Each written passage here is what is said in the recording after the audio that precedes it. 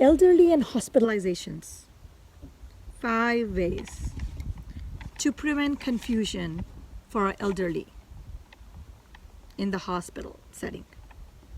And what are they? Oh God, I got so many insects here. Well, I'm living with flora and fauna here today.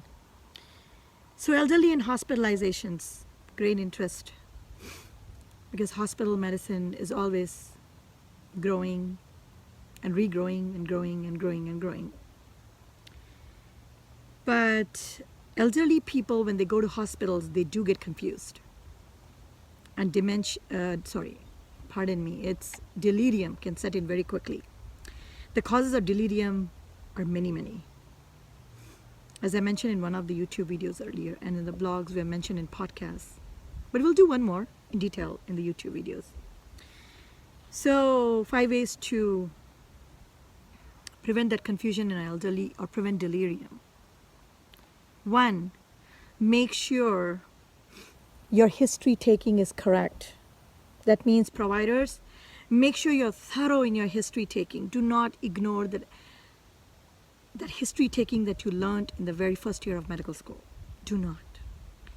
2nd, for the families or caregivers or people who care for the elderly, do not forget to miss out any points in that history giving.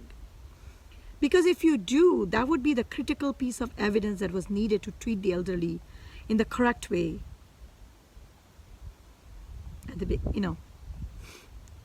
in the onset of that hospitalization. 2nd, so first is history taking. 2nd, medication list. Medication list does not mean prescribed medications. It can be over-the-counter medications, nutraceuticals, supplements, other medicines like Unani, Ayurvedic, homeopathic, naturopathic, so on and so forth, over the counter. So that medicine list or drug list should be complete. And if you make a whole list, it could even be 50, 60, right? Don't miss that. Because that is so key in getting the elderly treated correctly and, prevent drug-drug interactions, prevent worsening of the conditions, and so on. The 3rd most important thing is capabilities or capacities of the elderly. Now, capacity is not history taking or history giving or medication list. It's physical capacity, mental capacity, emotional capacity, spiritual capacity, financial capacity. Now, emotional will include psychological and mental capacities as well. Make sure you understand the capacities of the elderly. And that needs a thorough examination. So don't miss out on those. I'm sorry, I'm being honest here. Don't miss out on those. The 4th most important thing for the elderly, to prevent confusion in the elderly in the hospital. Don't make them a garbage or a dumpster. Don't put medicines and take medicines abruptly, add medicines, take them out, add and mix, and then confuse the other people, other doctors, nurses, everything. No. Don't do that. Elderly will become so ill when their medications are suddenly withdrawn or suddenly they got 5 or 10 more medicines added on. Because research is not targeted to the elderly populations. What we know of drugs and all those things is never including participants that were 75, 85, 95, or even 105. No. And I've seen this again and again in my geriatric medicine practice previously. And that's why I want to bring this out as a YouTube video. Don't do this. Because I had a patient and all her medicines were taken away in the hospital. And they wanted to just cleanse her. It's like detoxing the body or colon cleansing the body. Guess what? She got so ill and so violent, so ill. And it's like there were 10 more diagnoses. The daughter told them, put them back on the medicines that Dr. Shri, that's me, had it in balance, in synchrony.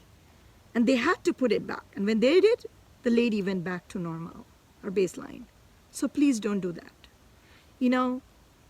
Physicians in the outpatient services, geriatricians like me, specialists, we're working hard to help the elderly and make sure they're keeping all the pieces of the puzzle, like all the cardiology visits, urology visits, pulmonary visits and whatnot, neurology visits together, and taking care of the elderly.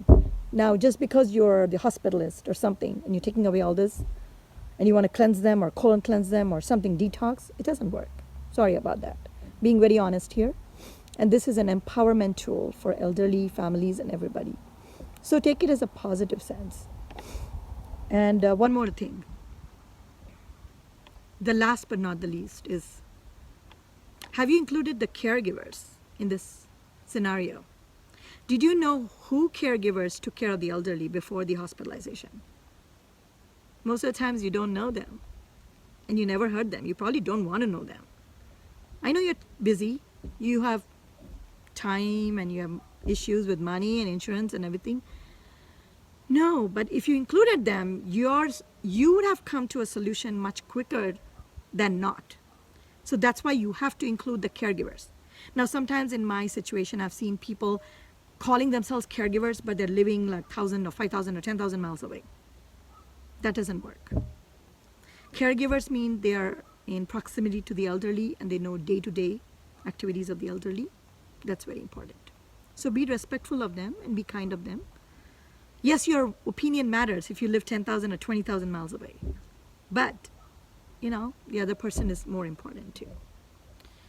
So hope this helps and we can prevent confusion in the elderly. One more tidbit. Don't force iatrogenic stuff into the elderly. Don't put tubes here, there, here, down, up, and north and south and west and east. No.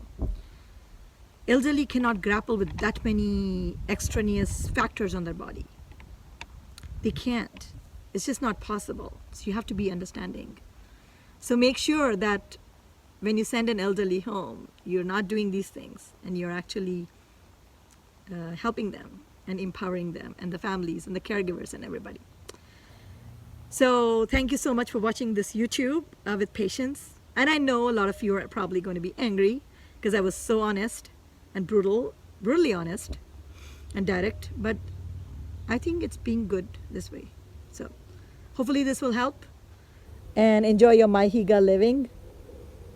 And reach us out on the videos and whatnot, and our website www.mihygge.com always. Subscribe, share, like, comment, and I'll be watching you and you'll be watching us. And thank you so much. I means we, basically. But I'll sign off now. And I used to do this salute to all my elderly patients. So here is my salute, Dr. Purnima salute. Take care and bye-bye. God bless.